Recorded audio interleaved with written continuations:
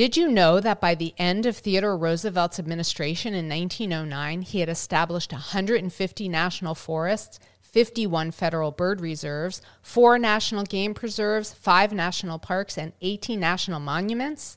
We'll discuss this and other interesting facts about John Muir and Teddy Roosevelt with writer Anne Katherine on this episode of The Curious Professor.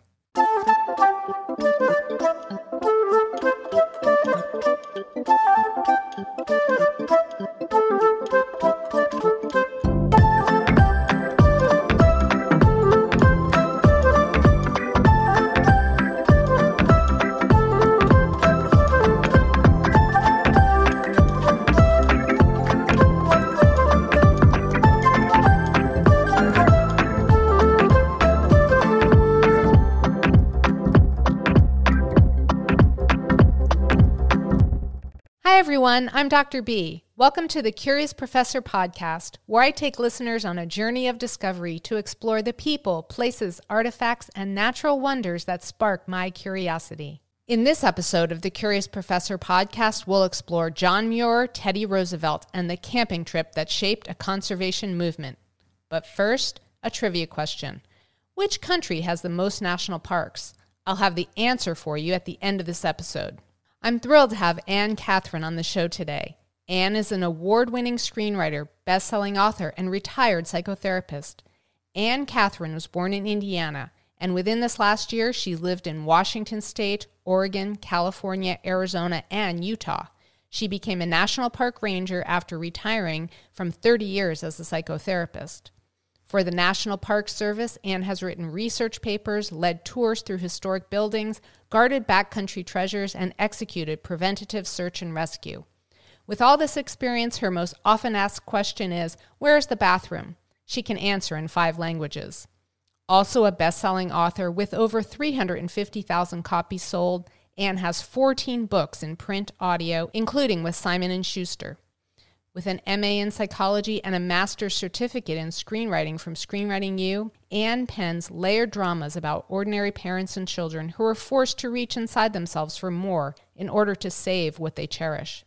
Anne Katherine herself tends to work for the protection and rescue of innocence, including ancient dinosaur tracks or the delicate but critical meadowlands, always aiming for higher justice, particularly in our national parks where she hangs her flat hat.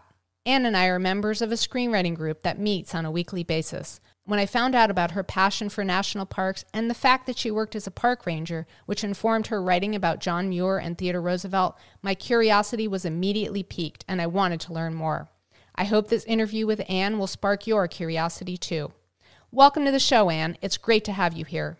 Thank you, Karen. You worked as a psychotherapist for 30 years and then you worked as a park ranger. What brought about that career transition? When I retired from being a psychotherapist, I thought I want to do something fun now where I'm not responsible for so many lives, not so responsible for so many lives. Little did I know that as a park ranger, I would be very responsible for a whole lot of lives. But I love national parks and I've been going to parks my whole life. So to just hang out in national parks with other rangers sounded like a pretty fabulous thing to do. And did it meet your expectations? It's far exceeded. I think people don't realize when they go to a national park, typically they allot for themselves way too little time.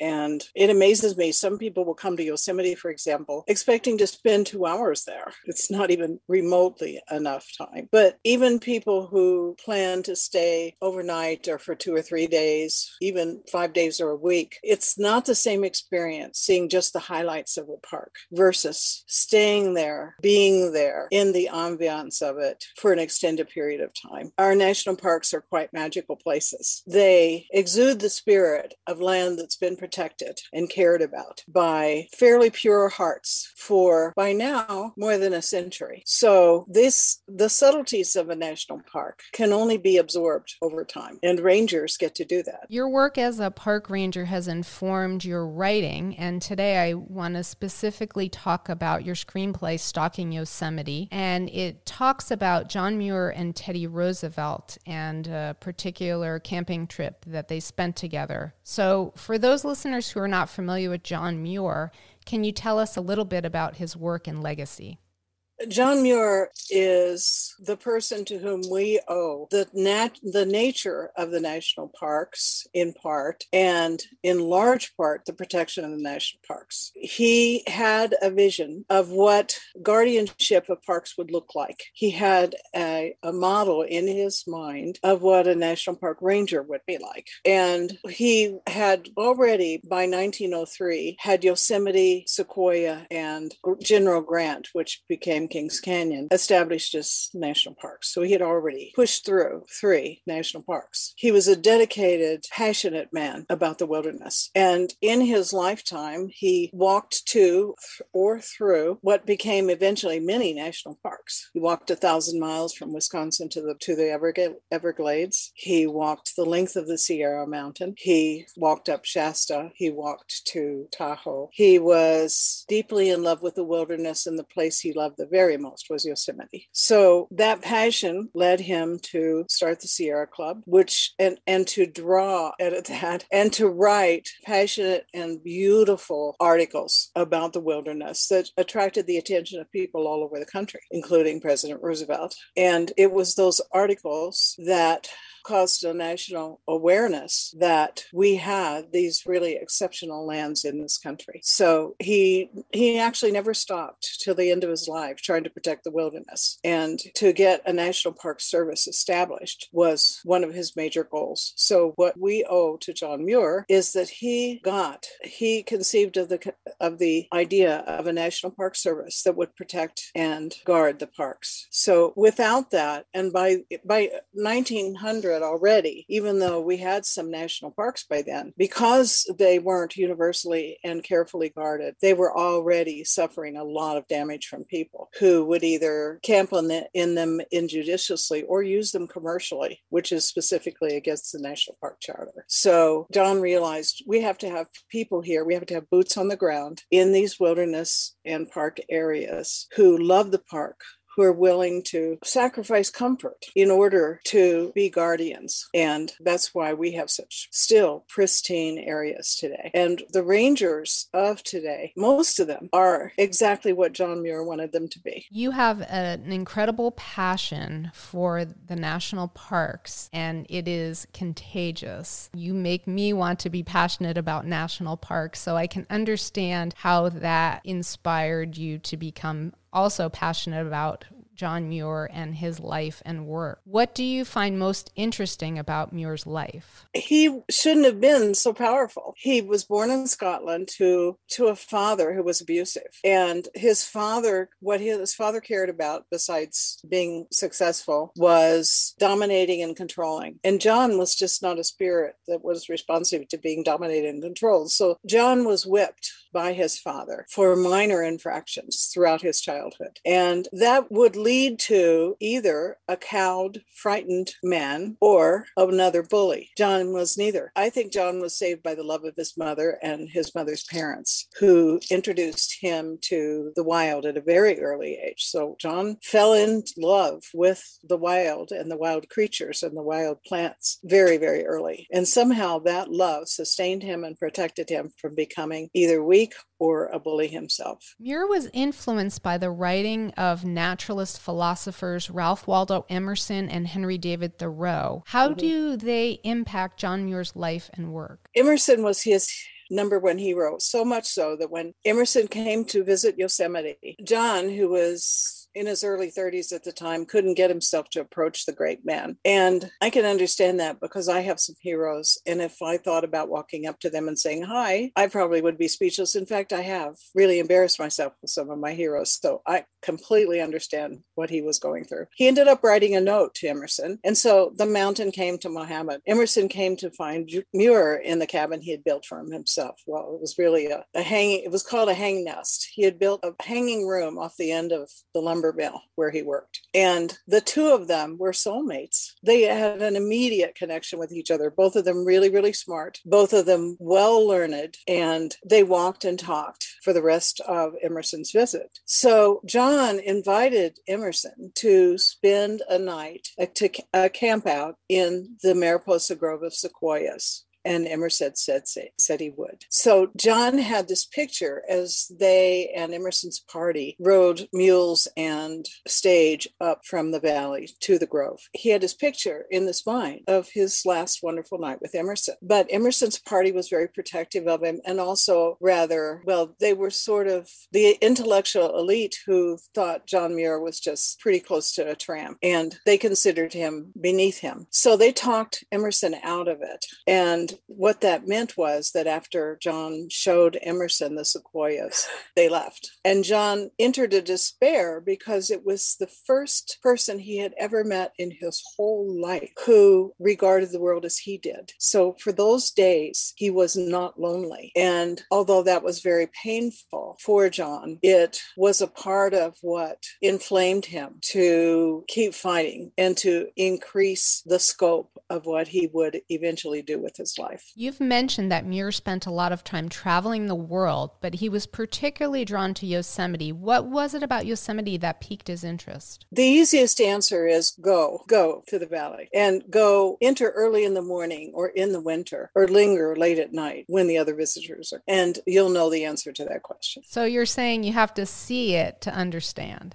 to actually experience it, to know the answer. Yes. When John spent his first summer after he first saw Yosemite, he spent it in the Tuolumne Meadows high above the Yosemite Valley with a herd of 1,050 sheep. He was not the shepherd himself. He was there to take care of the shepherd. And so during the day, that gave him license to wander, which was what started him in his interest in geology. Up till then, he'd been a passionate botanist, but hanging out among all these glacier erratics and these rounded tops of the Sierra, those that were rounded, he began to differentiate between types of granite and where their origins were in the higher mountains. And then that became another passion for him. So at one point, he stood at Eagle Point looking into the valley and said, basically, this valley has a power to enchant beyond human understanding. I'm not saying it as well as he did, but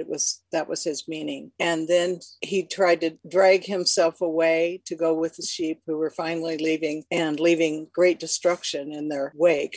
And then he turned back and he ran back up to Eagle Point and he said, I am bewitched. And I understand completely. Me too. Do you feel like there's a spiritual element to it? I do. Now that I've worked in different parks, one way or another, either as a volunteer or as a ranger, I can say that the lands that in particular have held Native American peoples for centuries have been prayed over, cared for, respected at a very profound level. And when you move from those lands to lands that have been overturned for commercial purposes, if you pay attention, you can feel the difference. So national parks not only have protected historic places and places with amazing stories and places with extraordinary beauty or places with vast vistas, they have also protected that original guardian energy that was planted in that soil and in those roots by the first peoples who lived there without any harm to the planet, by the way, for thousands of years. Theodore Roosevelt was also known as a naturalist and conservationist. What are some of the conservation efforts he is most known for? I would imagine he would be most known for starting the U.S. Forest Service. He did establish 51 federal bird sanctuaries and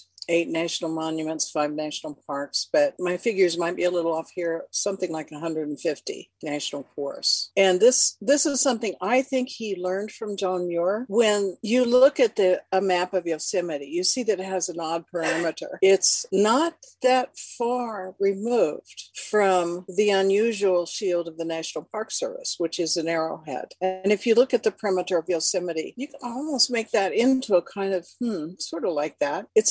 But it didn't start out that way. It started out, the original boundaries of Yosemite were more rectangular. What John did was he walked the perimeter of Yosemite and he determined the headwaters of every water source that flowed into the valley. And that became the perimeter of Yosemite. So he protected all the streams and 10 rivers that flowed through the valley. And what Roosevelt ended up doing was he ended up establishing Forest Service preserves that protected the headwaters of major water sources in the West, which then were essential for farmers and for sheep herders and cattlemen who had to graze their animals. So Roosevelt always had a very practical side to him, and he never forgot the importance of commerce and the economy. So in his case, he was balancing not just the value of the wilderness, but with what the wilderness has to offer, commerce or industry, agricultural industry. But whereas John's interest was always quite pure. But I think that could be one of the things he was most known for. Of course, he did a lot of other first things. I won't go into all that now, but it was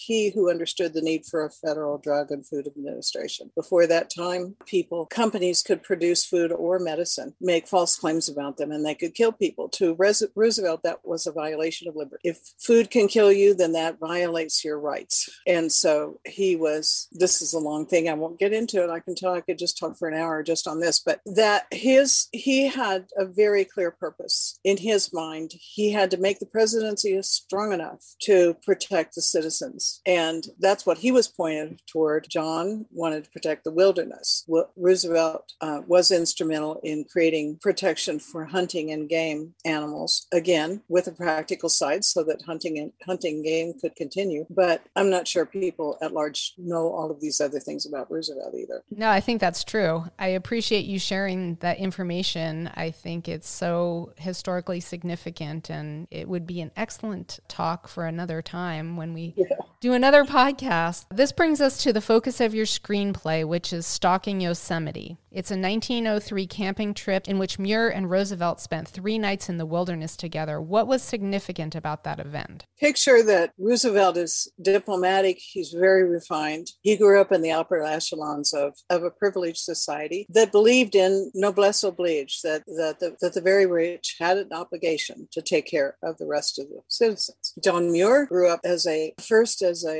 abused child in the home of a merchant, and then when they immigrated to Wisconsin when John was 11, became part of the agricultural servants with his brothers and sisters on his father's poorly chosen farmland. So we have somebody with a very privileged beginning meeting someone with a very impoverished, in certain ways, beginning. And John was a purist, and he was all about protecting the innocents, like the trees and the flowers and the beasts. And Roosevelt was interested in taking care of the citizens of the country and protecting economic and commercial interests as well. So these men were coming from very different backgrounds. And John, who couldn't stand to see somebody crush a flower, was now meeting a man who had bagged the 5 top animals in the world. He actually was noted for his prowess as a wild game hunter. So the other thing is, John wasn't diplomatic at all.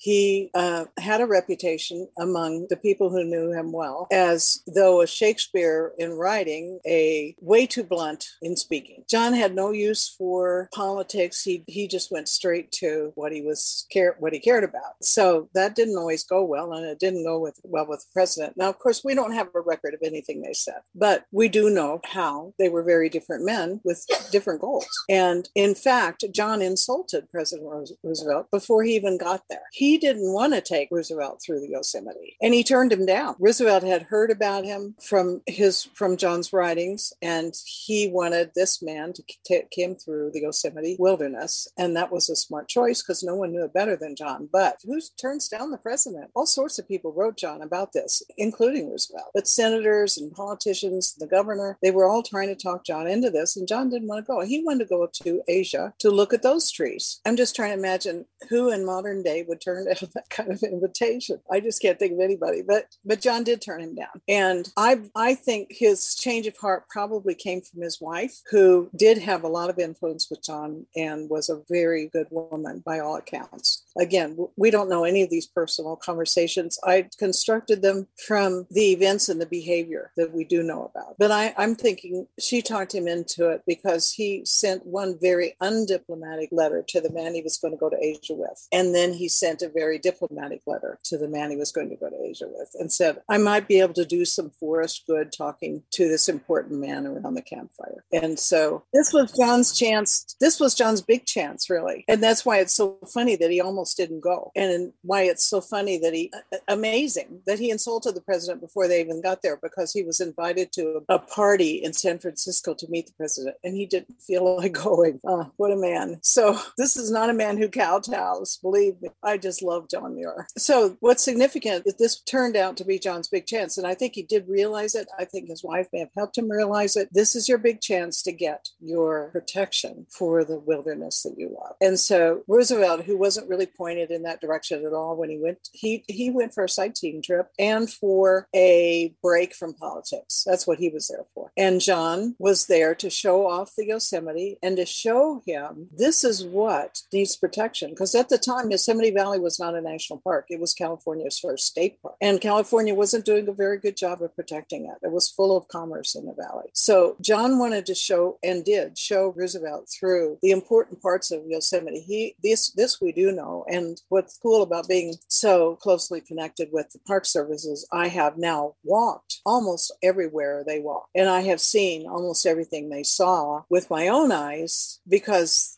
the great part of the Yosemite itself, although it changes daily, it doesn't really change in a way that you would notice. And so he showcased the treasures, large and small, of the Yosemite to Roosevelt, and he showed him the damage. And Roosevelt, like practically anybody who spends enough time there, fell under the spell of the Yosemite. And even though John, I'm sure, insulted him over and over again, because that's what John did, not out of maliciousness, just out of passion. John just would go straight to his goal, and he was not diplomatic. So, of course, I wasn't there, but I think it would have been touch and go. I think there's a good chance that John went too far more than once. And in the end, though, that last full day in the valley, when the commissioners had arranged a banquet for Roosevelt, and this is documented, Roosevelt stood up and he said, not for anything would I miss my last campfire with John Muir. This has been the best day of my life. So the two of them galloped off and left everybody behind, and they're going, wait a minute, we have fireworks, we have this, we have that. Roosevelt wasn't going to give up that time with John. So John converted him, I'm sure, because within 3 years of that camping trip, Roosevelt established the Antiquities Act. And what that meant was lands could be protected by the president alone. Up until then, only the Congress could designate protected lands. But after Roosevelt passed that act in 1906, the president could designate protected lands, and he went crazy with that right after. Like within less than a week, Roosevelt had protected Yosemite Valley and moved it into Yosemite National Park. He protected the sequoia grove and made that part of Yosemite National Park and took it out of California's hands. And many parks and reserves followed one after another. So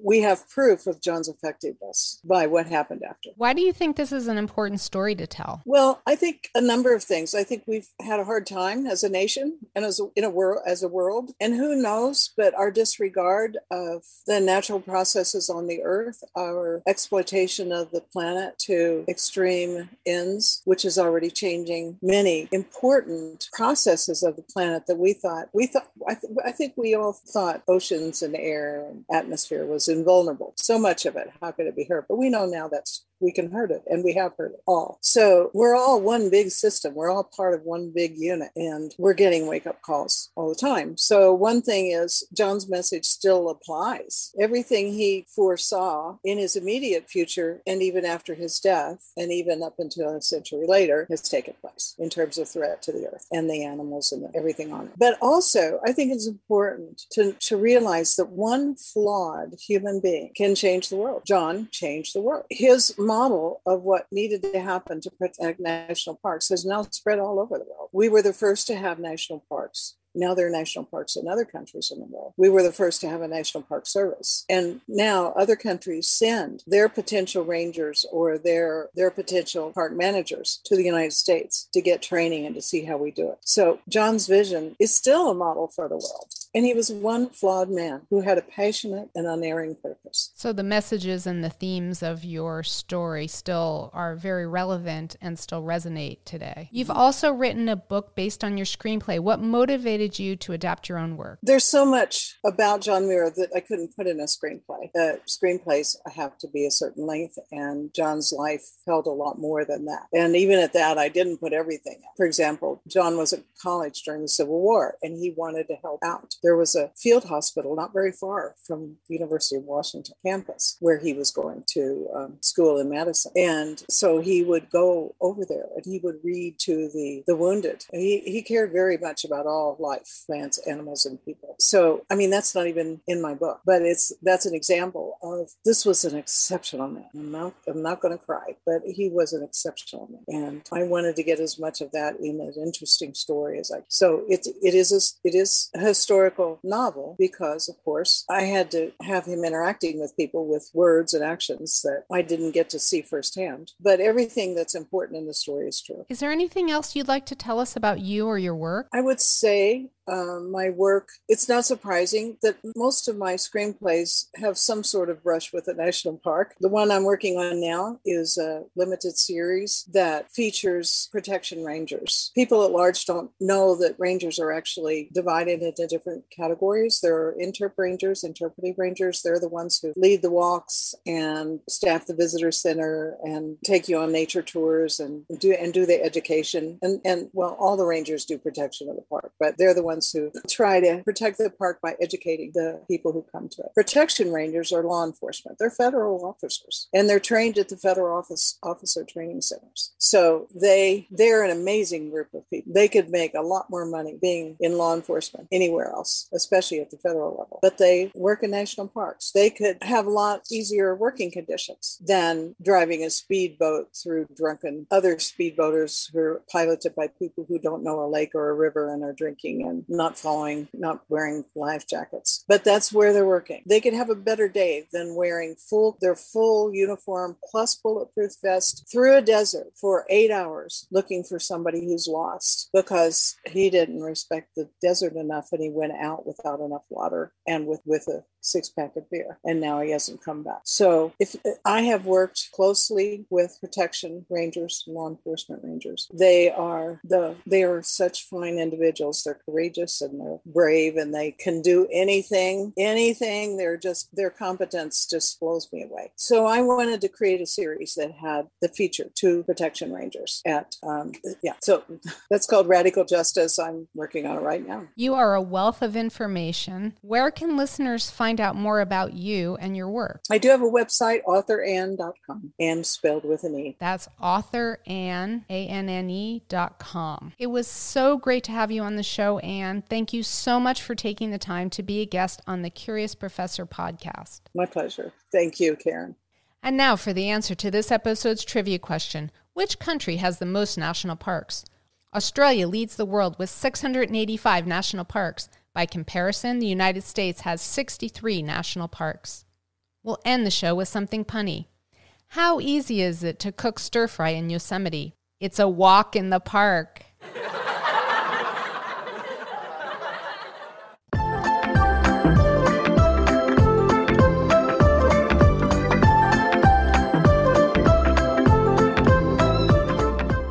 Thank you for joining me for this episode of the Curious Professor podcast. If there's a person, place, artifact, or natural wonder that has sparked your curiosity and you'd like for me to feature it on the show, please let me know. My website is thecuriousprofessorpodcast.com. If you enjoyed the show, be sure to subscribe to the Curious Professor podcast wherever you listen to podcasts. And if you'd like to become part of my community of curiosity seekers, be sure to visit my website, thecuriousprofessorpodcast.com, and join Dr. B's Hive. Until next time, always be learning and be curious with Dr. B.